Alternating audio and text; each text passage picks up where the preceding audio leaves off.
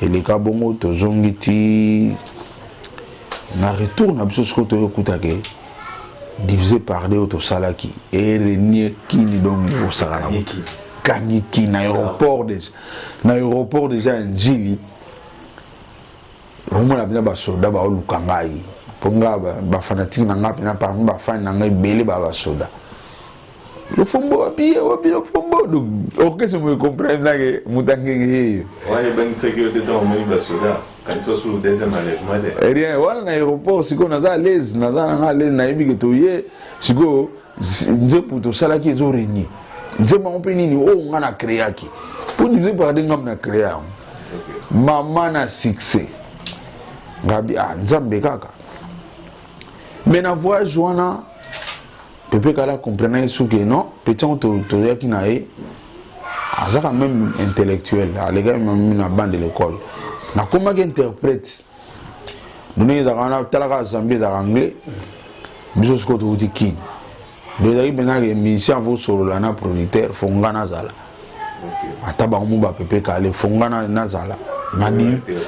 madilu kutu tanga solo na producteur ngande interprète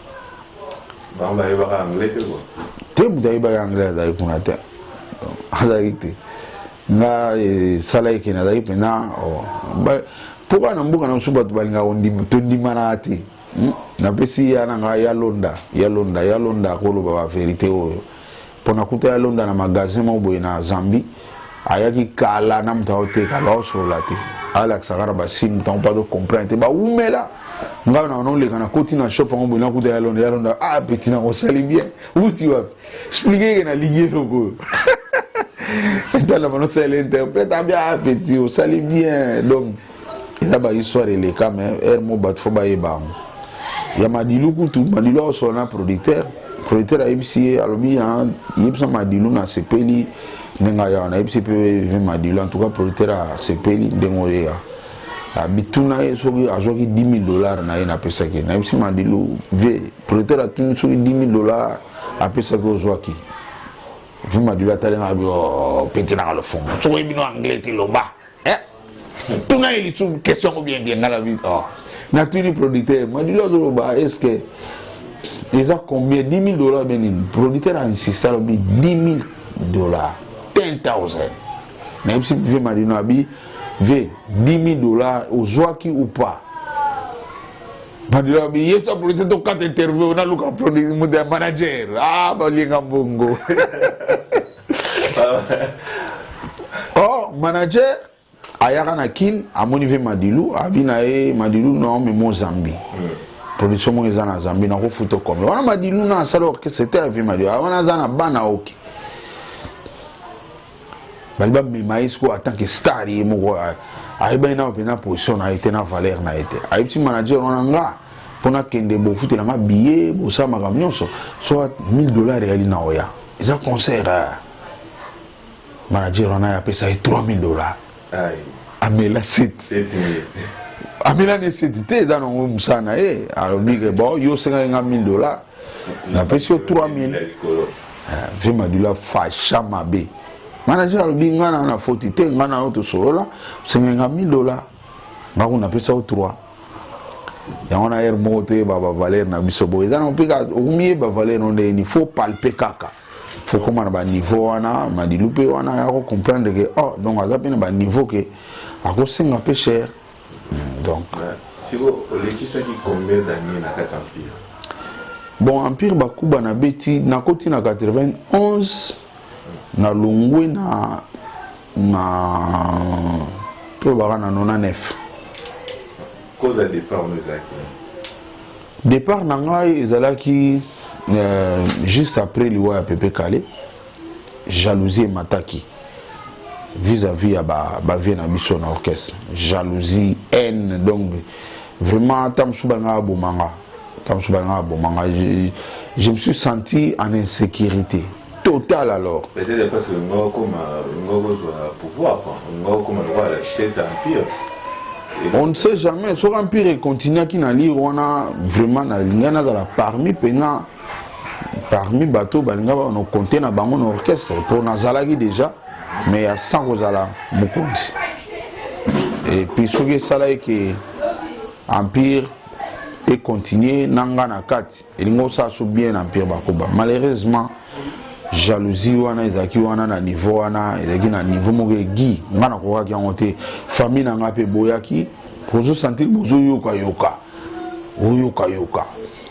talaka bato bazo bato tala siko asuki tota ngana ngana olina zela totala vomena kimananga na pesa merci na nzambe po na remercier lelo Mister Siatula grand comédien mutu pena ro ibsanga ki alobi nanga ndeko nanga lo fombo soko zana ba vie na yo na batampire so o mela mai simba mulani wana kanga bouchon so bilo rolia na ebité lo baboli ensemble balingi ata mukete wana déjà nazana ba ekonyoso mais ya iko confirmer nga et salanga bien makasi yango ne pesa nga prudence wana nzambe mta utiliser kai là on a 5 ans nzamba baxili mikolo belé place azali fa vivre pena ou mela koma pena koko ngapena okoma koko na mona ga ina témoigner akaka po nzamba côté là qui par li globana on pesa nga force pena ko décider ya kozala suna bangote et pesa nga ba assurance belé kozala na bango ezaki un danger ponanga moni 8 ans na mo manabeta ina bango ba miracle nyonso ba mona epesa bango kanda talaka na betelo lisolo enlèvement et salami pe na lali na kasho mais na vaincre ngo ndinga nde babwa David na libulo bankosi et ba yako zoye nkosi ali a été ndenge salama so kotina ezaki Daniel na ba David ezaki Daniel de babwa Daniel na libulo bankosi babwaki Daniel na libulo bankosi mais na tongo nango abima vivant balia été ndenge salama pa nanga na bede on ezaka so koti ba mo foki no sokola ba obengo za salité nge salamate ba luba nanga dana no sokola na yipsi mo santé a bien té et raté ba soda na ba protéger nga DDSP ba pesa ba to ba no sala ba misala ko sokola ba toilette ba nge sala dona sala rien na kachoa na sala rien et rien donc miracle liboso yango wana bon on a eu un miracle mais ba fait mususu ba santaki on daka na premier voyage na ba Zimbabwe to ke na Zimbabwe boy na tongo ba tchenga na journal orchestre momba à part Pepe Kale ba tchenga na journal na aéroport mais ba tchasko artiste yemo na journal nga bango to na ba tchaka bango te no so ne daki be blog zo laksa ningi za rato ki ba jeune boke na mboka momboye au forcer na hôtel moi c'est pas lingio azo ya pe na carte in hôtel donc ezali ba bilomo et ça là que bango mingi te salamela bango na vie donc nzambe alaxé bango bebele oyo ekomaki kilo pona bango et puis ba président ba ko linganga toke na Zambie toke kuta un instrument moko ezali bien te non instrument ya sika metobeti bien son bien te na ici ba président na bi instrument eza bien mais bato bazo sala on ba sala on mabe président il sa producteur lobby ngana na aux ingénieur ba on ba za ba assistant nanga peut la bengi producteur abi lobby ba ingénieur na bino ba za ba assistant ingénieur nanga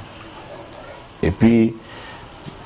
à la grande surprise ya bato na ba mon ingénieur onga à l'époque na mona muke na même na mande fouté na botate na balate donc moi na muke imagine na moment na kutu nan ba résultat examen d'état na limité na auto présenter examen d'état to la réponse ngasko na se retrouver na voyage ce que ingénieur en baye ba ibisi bango ba pesa ordre d'ingénieur na bino yeyo bino bozala banani ba assistant et puis salami ba mikolo